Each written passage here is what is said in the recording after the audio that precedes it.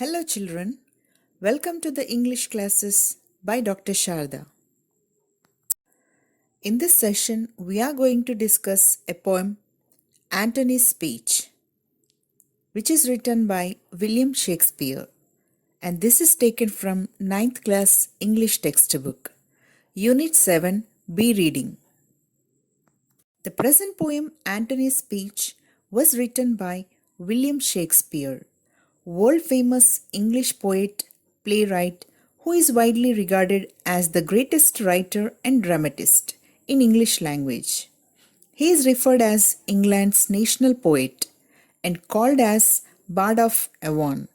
His famous works include 38 plays, 154 sonnets, 2 narrative poems, and many other poems. His plays have been translated into many languages and are performed more.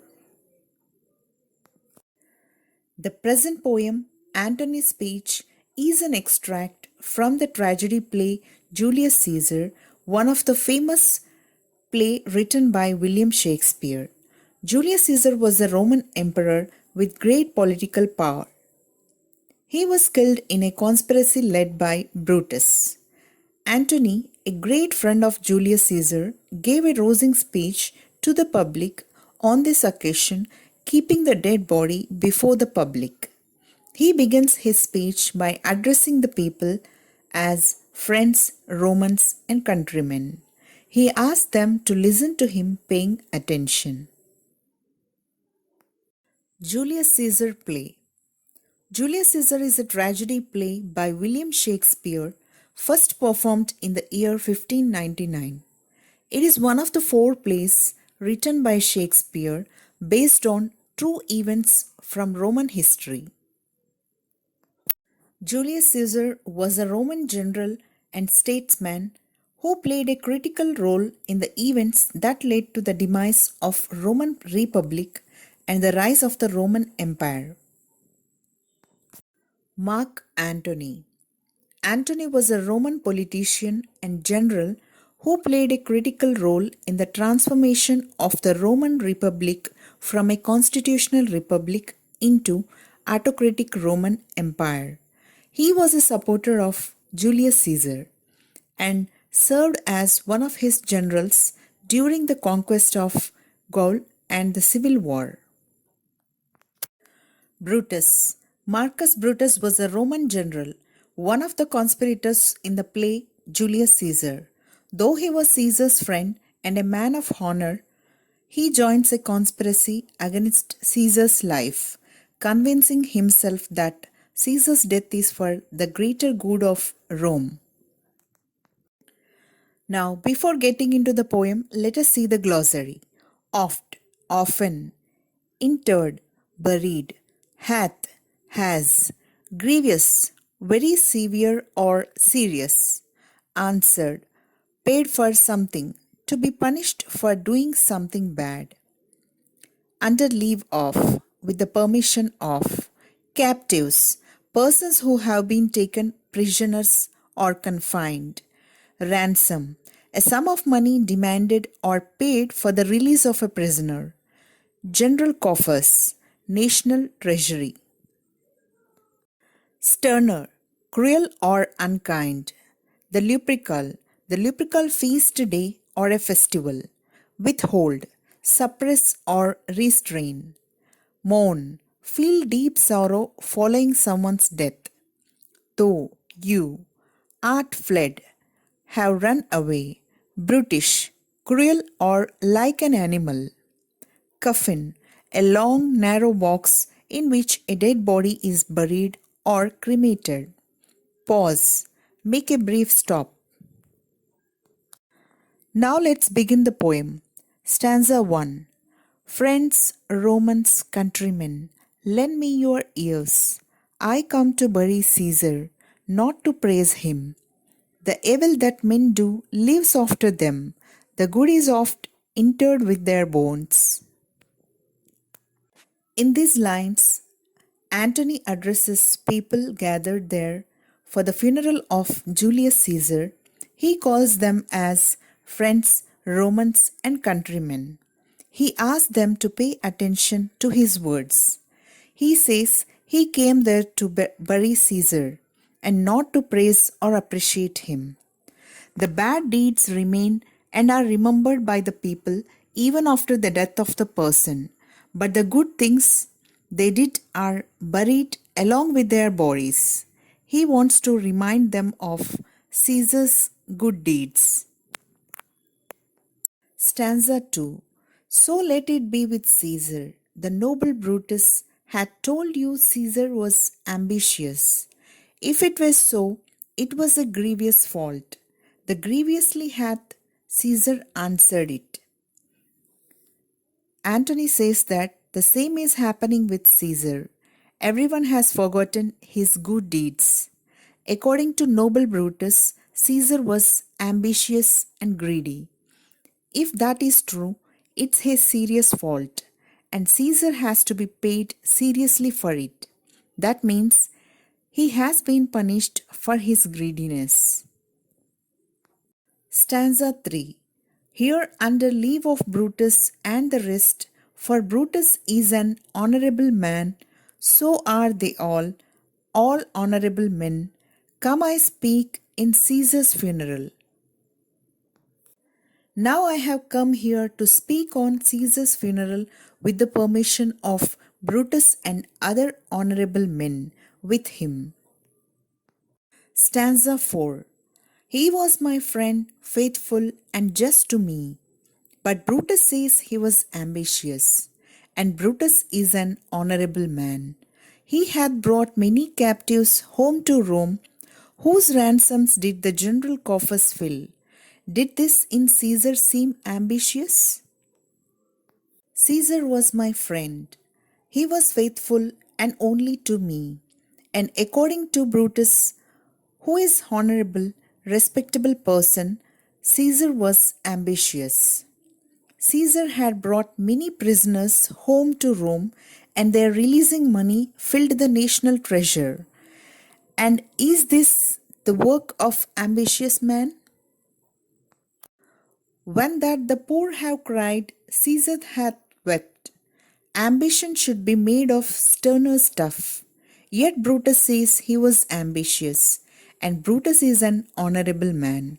You all did see that on the Lupercal, I thrice presented him a kingly crown, which he did thrice refuse. Was this ambition? When the poor people cry or suffer, Caesar also wept and cried with them. Ambition people should not be so soft. Yes, still Brutus says Caesar was ambitious and Brutus is honorable person. All of you know that on the day of Lupercal feast day, I offered him king's crown 3 times, but he refused it 3 times. Was this ambition? Yet Brutus says he was ambitious, and sure, he is an honorable man. I speak not to disprove what Brutus spoke, but here I am to speak what I do know. You all did love him once, not without cause. What cause withholds you then to mourn for him? Yes, Brutus says he was ambitious. And no answer. Brutus is an honorable man. I am not here to prove Brutus wrong, but to say what I really know. Once you all loved him, and it was not without any reason.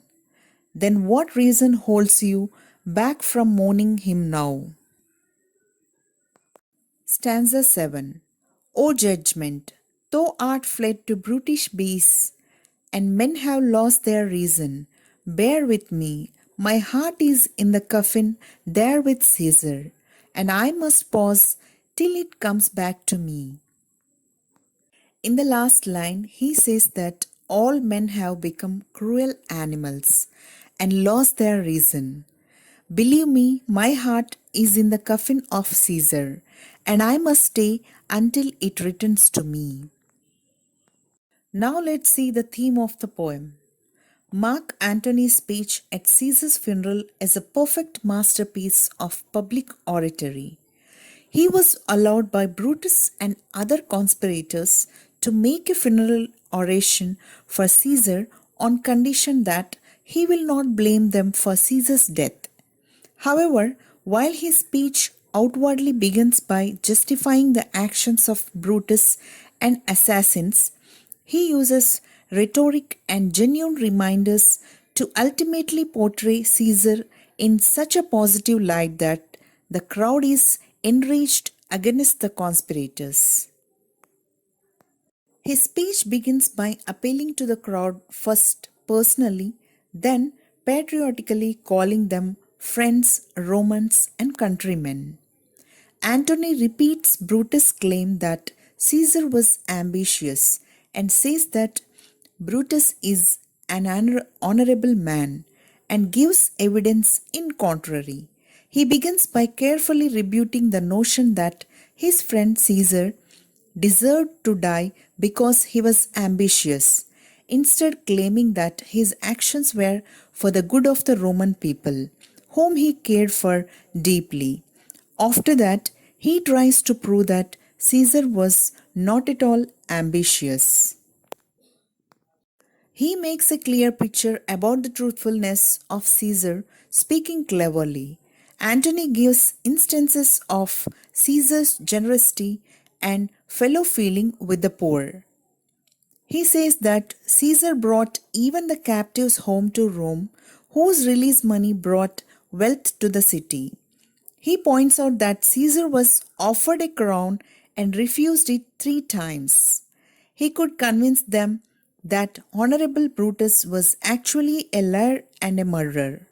The mob is convinced that Caesar was not ambitious.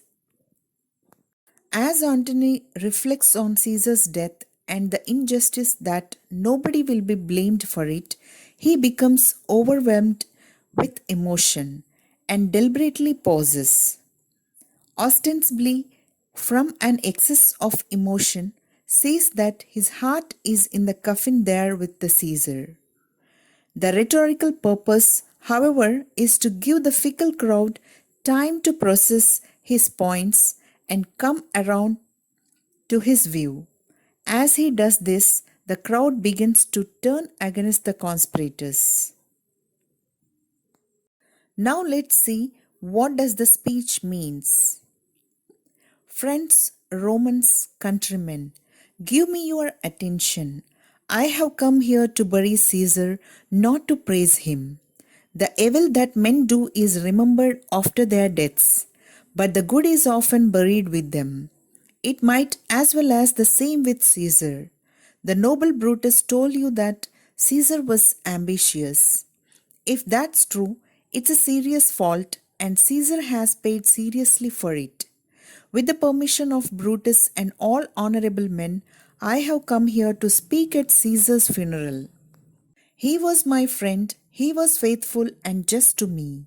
But Brutus says he was ambitious, and Brutus is an honorable man. He brought even captives home to Rome, whose ransoms brought wealth to the city. Is this the work of an ambitious man? When the poor cried, Caesar cried too. Ambition should not be so soft. Yes, Brutus says he was ambitious. And Brutus is an honorable man. You all know that on the Lupercal feast day, I offered him a king's crown 3 times, but he refused it 3 times. Was this ambition? Yes, Brutus says he was ambitious. And no answer. Brutus is an honorable man. I am not here to disprove what Brutus has said, but to say what I know. You all loved him once, and not without reason. Then what reason holds you back from mourning him now? Men have become brutish beasts and lost their reason. Bear with me. My heart is in the coffin there with Caesar, and I must pause until it returns to me. Hope this poem has taken you to the ancient time of Roman Empire. A wonderful piece from Shakespeare's Julius Caesar. Thank you for watching this. Happy learning.